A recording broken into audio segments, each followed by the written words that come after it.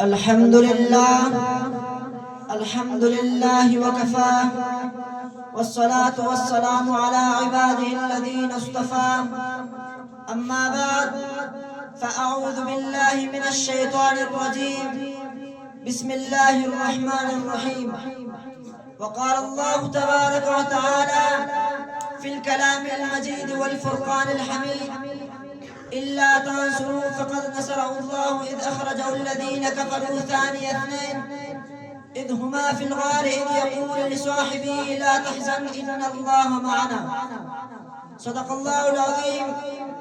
وقال النبي صلى الله عليه وسلم من سب نبيا قتل ومن سب أصحابي جلد أو كما قال عليه الصلاة والسلام.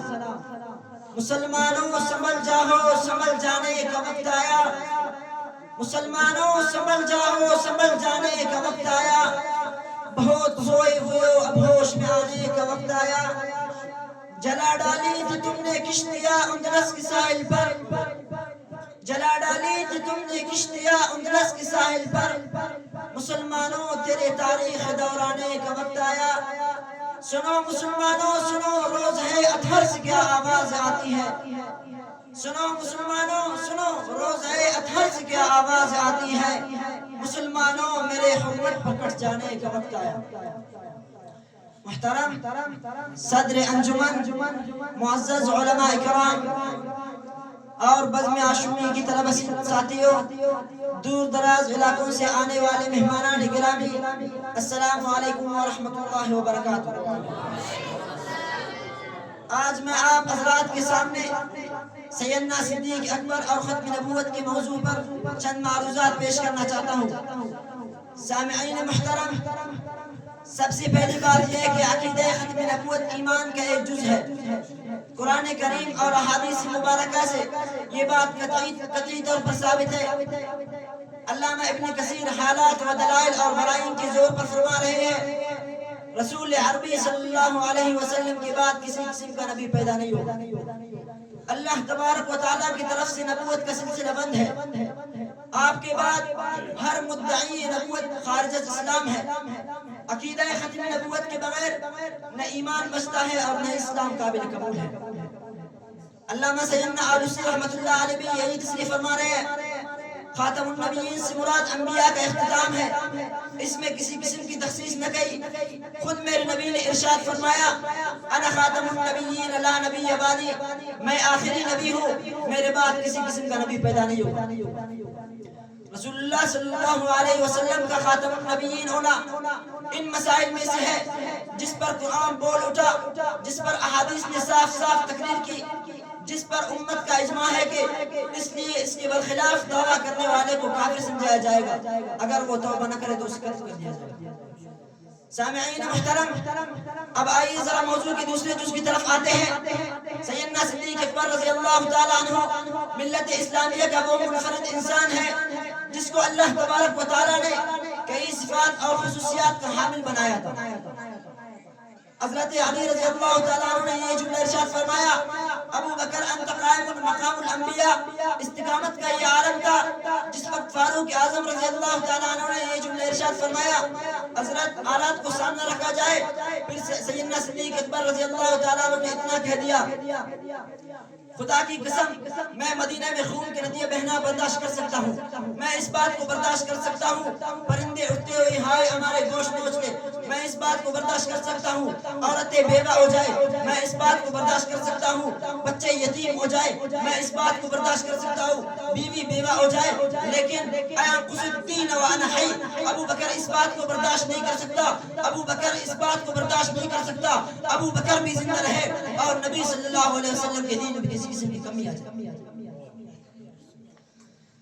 سامعین محترم، سیدنا صدیق اکبر رضی اللہ تعالیٰ عنہ مسند آراء خلافت ہوتے ہوئے اپنے سامنے صعوبات، مشکلات، خطرات کا ایک پہاڑ نظر آنے لگا. ایک طرف جھوٹے مدعیان نبوت کھڑے ہوئے تھے، دوسرے طرف مرتدین اسلام کی ایک جماعت علم بغاوت بلند کی ہوئی تھی. منکرین زکات نے علیحدہ شور برپا کر رکھی تھی. ان دشواریوں کے ساتھ حضرت اسامہ بن زید کی مہم بھی درپیش تھی. یہ تمام مسائل سیدنا صدیق اکبر رضی اللہ تعالیٰ عنہ نے اپنے ذمہ داری اور خوش اسلوبی کے ساتھ حل فرمائے. سامعین محترم، جھوٹے مدعیان نبوت حضور پاک صلی اللہ علیہ وسلم کی زندگی میں پیدا ہو چکے تھے۔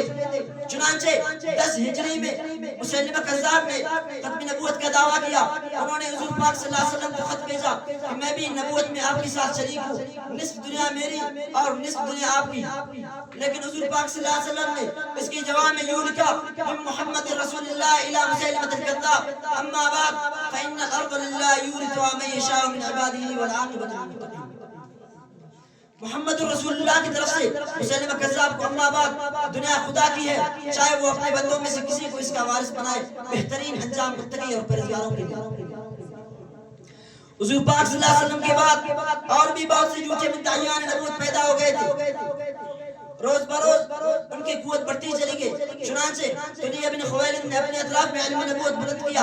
اسی طرح اسود عنسی یمن میں ختم نبوت کا دعویٰ کیا۔ مسیلمہ بن حبیب یمامہ میں ختم نبوت کا دعویٰ کیا۔ مرد تو مرد ہے، یہ مرض ایسا عام ہو گیا کہ عورتوں کے سروں پہ بھی نبوت کا سودا سما گیا تھا۔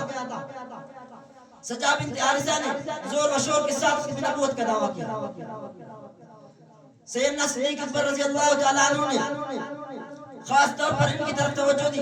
صحابہ اکرام سے مشورہ کیا اس مہم کے لیے کون شخص زیادہ موزون ہوگا۔ تو صحابہ اکرام نے حضرت علی رضی اللہ تعالیٰ عنہ کا نام لیا، لیکن وہ اس وقت تمام تعلقات دنیاوی سے کنارہ کش تھے، اس لیے حضرت خالد بن ولید رضی اللہ تعالیٰ عنہ کا نام نکلا۔